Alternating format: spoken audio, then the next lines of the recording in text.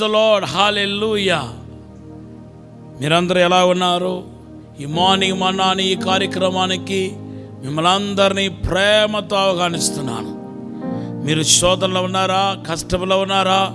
ఇబ్బందులు ఉన్నారా? ఆర్థిక ఇబ్బందులతో సతమతమైపోతున్నారా? అనేక సమస్యలతో కొట్టుమిట్టలాడుతున్నారా? నేను ప్రవచిస్తున్నాను, దేవుడు మీకు విడుదల ఇవ్వబోతున్నాడు. మీ జీవితాన్ని ధన్యకరంగా చేయబోతున్నాడు. మీకు మేలు కలగబోతున్నాయి. త్వరలో మీరు ఒక శుభవార్త వినబోతున్నారు. ఇదివరకు కనివిని ఎరుగని ఆశీర్వాదాన్ని, అద్భుతాన్ని మీరు చూడబోతున్నారని పరిశుద్ధాత్మ దేవుడు మీతో మాట్లాడుతున్నాడు. త్వరలో దేవునికి నిండైన దీవెనలు చూడబోతున్నారు, విడుదల చూడబోతున్నారు, ఆశీర్వించబడబోతున్నారు. పాడైపోయిన, పడిపోయిన దావీదు గుడారం లాంటి మీ జీవితాన్ని తిరిగి కట్టబోతున్నాడు అనేది దేవుడు ఇచ్చే ప్రవచన వాక్కు. ఈ వాక్కును ఎత్తిపట్టి ప్రార్థన చేయండి. మీరు దేవుని చేత ఆశీర్వించబడబోతున్నారు. ఈరోజు దేవుడు మనకిచ్చిన వాగ్దానం ఇర్మియా గ్రంథం 31-33. దేవుని బిడ్డలారా, యెహెజ్కేలు గ్రంథం 37వ అధ్యాయంలో ఒక నూతన జీవితం అనే దానికి వివరణ రాయబడి ఉంది. యెహెజ్కేలు గ్రంథం 36వ అధ్యాయంలో ఒక వివరణ రాయబడి ఉంది. 37వ అధ్యాయంలో పాతవిని దేవుడు ఎలాగా కొత్తగా చేసి ఎలాగా ఆశీర్వాదకరంగా చేస్తాడో యెహెజ్కేలు గ్రంథం 37వ అధ్యాయంలో మనం చూస్తున్నాం. ఇశ్రాయేలు ప్రజల యొక్క కథకాలపు జీవితాన్ని ఆ యెహెజ్కేలు గ్రంథం 37వ అధ్యాయంలో వివరించినప్పుడు ఎండిపోయిన ఎముకలుగా వివరిస్తున్నాడు. చూడండి, యెహెజ్కేలు గ్రంథం 37వ అధ్యాయం 11వ వచనం. ఎండిపోయిన ఎముకలుగా మనం చూస్తున్నాం. అయితే ఎండిపోయిన ఎముకలుగా ఉన్న వారు అప్పటికే ఎక్కడ ఉన్నారంటే అన్యుల దేశంలో ఉన్నారు. వాళ్ళు బానిసలుగా ఉన్నారు, బానిసత్వంలో ఉన్నారు. అయితే బానిసగా ఉన్న వారిని ఏమని వివరిస్తున్నాడంటే యెహెజ్కేలు గ్రంథం 37:12లో వాళ్ళు సమాధి ఒక దిగున ఉన్నారంట, సమాధిలో ఉన్నారంట. అటువంటి వారికి నూతనత్వం ఎలా కలుగచేస్తాడో ఈ యొక్క 37వ అధ్యాయంలో రాయబడి ఉంది. ఈరోజు కూడా అనేక మంది ఒక ఆత్మీయ జీవితం ఎలాగ ఉందంటే చచ్చిపోయిన శవంలాగా ఉంది. నిన్న రాత్రి నిద్రలో ఎవరో నాతో మాట్లాడుతున్నారు. ఒక స్వరం వినపడుతుంది, నా కుమారుడా ఈరోజు సంఘం ఎలా ఉందో తెలుసా అని అడుగుతున్నాడు. నేను నిద్రలోనే అంటున్నాను, ఎలా ఉందో మీకే తెలుసు కాదా ప్రభా అంటున్నాను. అప్పుడు దేవుడు అంటున్నాడు, నిలువచని స్థితిలో ఉంది. మునుపులాగా అనేక మంది వ్యక్తిగత ప్రార్థన మానేశారు, ఉపవాస ప్రార్థన మానేశారు. మునుపులాగా పరిశుద్ధంగా లేదు. అనేక మంది పడిపోయి ఉన్నారు, పాపంలో ఉన్నారు, గొడవలు గోట్లాటలకు రెడీ అయిపోతున్నారు, శరీరానుసారంగా ప్రవర్తిస్తున్నారు. ఆత్మీయత తగ్గిపోయింది, ఆత్మీయత లేదు. కొన్ని సంవత్సరాల క్రితం కుటుంబ ప్రార్థన చేసుకుంటున్న కుటుంబాలు కూడా ఈరోజు కుటుంబ ప్రార్థన చేసుకోవట్లేదు, ఉపవాస ప్రార్థన చేయట్లేదు, తెల్లవారు లేచి ప్రార్థన చేసేవారు కూడా చేయట్లేదు.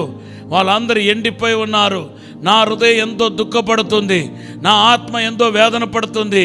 ఎంత హెచ్చరించినా, నా ప్రియ దాసుల ద్వారా ఎంత హెచ్చరించినా వాళ్ళు మారు మనసు పొందడానికి ఇష్టపడట్లేదు. ఈ సంఘాన్ని, ఈ యొక్క నిలువెచ్చని సంఘాన్ని నేను ఏమి చేయబోతున్నానో నీకు తెలుసా అని ఎంతో కోపంగా అడుగుతున్నట్టుగా అనిపించింది. వెంటనే భయపడిపోయి దిక్కున లేచి ప్రార్థన చేయటం మొదలుపెట్టాను. దేవుని బిడ్డలారా, పరిశుద్ధాత్మ దేవుడు ఈరోజు మీలో అనేక మందిని ఎప్పుడో చనిపోయి ఎండిపోయిన ఎముకలుగా ఆయన చూస్తున్నాడు. ఎప్పుడో చనిపోయి శవముగా ఎండిపోయిన ఎముకలుగా గుర్తిస్తున్నాడు. మరి మీకు ఏమైనా భవిష్యత్తు ఉందా? మీకు ఏమైనా విడుదల ఉందా? దీనికి ఏమైనా మరి ముగింపు ఉందా అని అడిగితే ఈ యెహెజ్కేలు గ్రంథం 37వ అధ్యాయం ఆయన కృపను బట్టి సెలవిచ్చే మాట ఏంటంటే ఖచ్చితంగా ముగింపు ఉంది.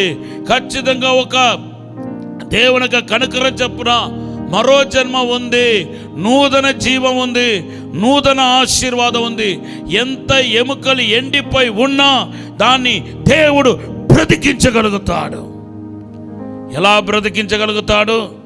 దేవుని బిడ్డలారా, బైబిల్ రాయబడి ఉంది, ఆయన తన ఆత్మను ఊదటం ద్వారా 14వ వచనంలో అంటున్నాడు, నా ఆత్మను మీ యందు ఉంచుతాను, అప్పుడు మీరు జీవించబడతారు. యెహెజ్కేలు గ్రంథం 37:14లో మనం చూస్తున్నాం. అంతేకాదు మరలా ప్రవచించమంటున్నాడు, నువ్వు ప్రవచిస్తే లేస్తారంటున్నాడు. అవును, ఆత్మను ఉంచినప్పుడు ఎటువంటి వారికైనా నూతన జీవితం కలుగుతాయి. అంతేకాదు ప్రవచించినప్పుడు కూడా నూతన జీవితం కలుగుతాయి. అవును దేవుని బిడ్డలారా, ఈరోజు పరిశుద్ధాత్మ దేవుడు మాట్లాడుతున్నాడు. తర్వాత మనం చూస్తే దేవుని బిడ్డలారా, యెహెజ్కేలు గ్రంథం 37:4-5 మనం చూస్తున్నాం. దేవుని బిడ్డలారా, ఈరోజు పరిశుద్ధాత్మ దేవుడు మాట్లాడుతున్నాడు. ఒక బలమైన గాలి వచ్చినప్పుడంట అవన్నీ ఒక సైన్యం వలె లేచిందంట. ఎంత నూతనమైన జీవితమో చూడండి. ఇది నూతన జీవితం కాదా అని అడుగుతున్నాను. నూతనమైన జీవితం. ఈరోజు కూడా ప్రభు మాట్లాడుతున్నాడు. నీకు ప్రవచన వాక్కు వస్తుంది ఒకవైపు, దేవుని ఆత్మ ప్రవేశం మీ జీవితంలో, మీ సంఘములో, మీ కుటుంబంలో యెహెజ్కేలు గ్రంథం 37:5-6 బట్టి జరగబోతుంది. అంతేకాదు బలమైన ప్రవచన వాక్కు వస్తుంది. మిమ్మల్ని జీవింపచేయబోతున్నాను, మిమ్మల్ని ఉజ్జీవింపచేయబోతున్నాను, మీరు లేచి ప్రకాశించబోతున్నారు. ఇంకా చాలు, కుళ్ళిపోయిన మీ జీవితం చాలు, పాప వలన కుళ్ళిపోయిన జీవితం చాలు, ఎండిపోయిన జీవితం చాలు, దిగజారిపోయిన జీవితం చాలు, నిన్ను నేను జీవింపచేయబోతున్నానని ప్రభు మాట్లాడుతున్నాడు. కనుక మీరు సిద్ధపడండి. మీకు మీలోనికి పరిశుద్ధాత్మ జీవం వచ్చి మీరు బలపరచబడబోతున్నారు. ఈ మాటను దేవుడు దీవించునుగాక. ఆమేన్. ఒక చిన్న ప్రార్థన చేస్తాను. పరిశుద్ధము నమ్మకమైన పరలోక తండ్రి, నీకు వందనాలు, స్తోత్రాలు ప్రభా. మమ్మల్ని జీవింపచేయవాడా, ఇప్పుడే మమ్మల్ని జీవింపచేయమని అడుగుతున్నాను. మా పాపాన్ని, అతిక్రమాన్ని క్షమించండి ప్రభా. గొర్రెల రక్తంలో కడగండి ప్రభా, పరిశుద్ధ రక్తంలో కడగండి ప్రభా.